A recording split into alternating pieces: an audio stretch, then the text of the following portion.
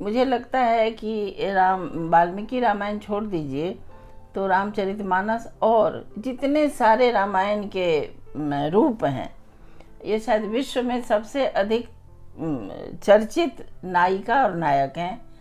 एक राम, एक सीता, एक रावण। ये नायक, नायिका और खलनायक, बस यही तीन है। बाकी जितनी साहित्य जितना लिखा जाता हो, जितना फिल्म बनता हो, जो नाटक होता हो, यही तीन होते हैं, चौथा कोई नहीं होता है। तो इतने ये ख्यात लोग हैं जी। लेकिन है हमारे मिथिला के दामाद और बेटी। उसके बाद इनको ये इतने ख्यात होते हैं कि इनको अवतार माना जाता है, विष्णु के अवतार हैं।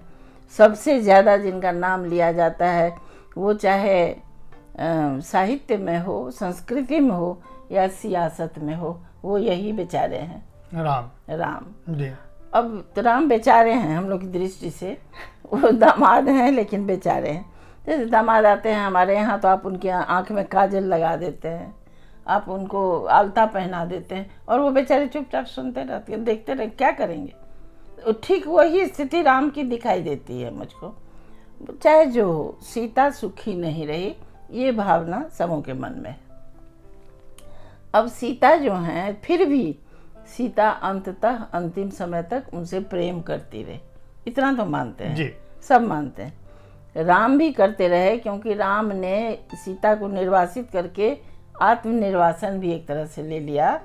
ऐसा तो लिखा है हर जगह कि वो अपने महल में ही कुटी बना के रहते थे और वो भी हविष्य ही खाते थे जैसे सीता खाती थी। तो मतलब अपने आप को वैसे उसी तरह बनाए हुए थे। लेकिन ये दोनों साथ क्यों नहीं रहे, ये चकवा चकई की तरह। इसीलिए आप गौर कीजिएगा कि हमारे आदि कवि ने जो लिखा वो चकवा ही चकई को देख के वो रामायण लिखा, हाँ शुरुआत। तो आप सोचिए कि दोनों चकवाही चकई थे, इस तरह का, मतलब मिल नहीं पाए। दूर दूर हैं तो दोनों एक दूसरे के लिए जान दिए जा रहे हैं और मिल नहीं पाए। फिर भी हमने इसमें लिखा है कि मिथिला की जो स्त्रियां हैं वो राम को उपालंब देती हैं, लेकिन उसके बाद भी लगातार ये अभी चौमासा गाती हैं कि प्रीत कारण से तू बान्हल। मतलब कोई वो राम कहते हैं सीता को, जो मैं आपके कारण मैंने युद्ध नहीं किया है। मैंने वाल्मीकि रामायण में लिखा हुआ है कि आपके कारण मैंने युद्ध नहीं किया, मैंने युद्ध किया है अपने रघुकुल की प्रतिष्ठा बचाने के लिए, कि रघुकुल की एक पुत्र वधू को जो हरण करके ले गया उसको मैं सजा देने के लिए युद्ध कर रहा था, आपके लिए नहीं।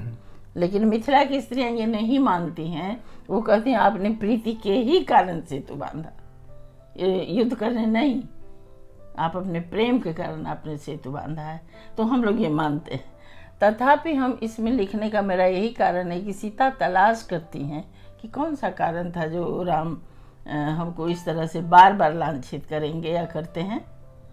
तो उनको लगता है कि कई बार जो कई रामायणों में लिखा हुआ है अलग अलग तरह का मिथ, उस मिथ के अनुसार कई बार राम से सीता आगे निकल जाती हैं, जबकि राम मान लीजिए जैसे सहस्र रावण वध जो है जी, वो राम नहीं करते हैं, वो सीता करती हैं। सीता जिद धर लेती हैं कि मैं आपके साथ जाऊंगी और आपको, और राम नहीं चाहते हैं, क्योंकि एक बार वही साथ तो वो हाल हो गया, फिर हो जाए, इस डर से वो नहीं चाहते। लेकिन सीता जाती हैं और जब राम और उनके सारे जितना उनके सेना उना सब अचेत हो गया तो सीता काली रूप धारण करके उन्होंने सहस्र रावण का वध किया है।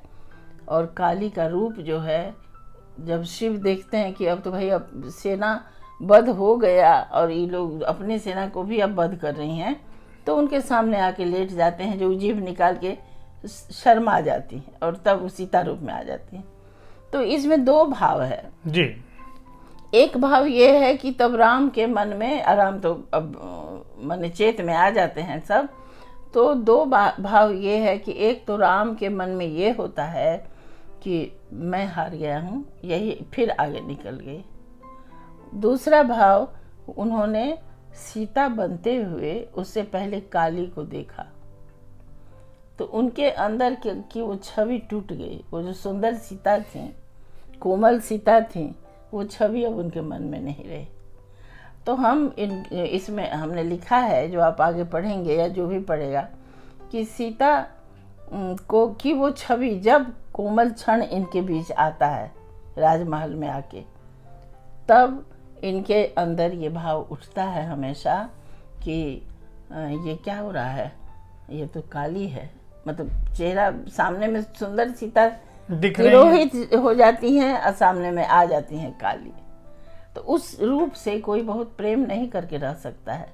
तो ये उनकी अपनी छटपटाहट है, और इसलिए सीता ऐसा सोचती हैं कि क्या कहीं ऐसा हुआ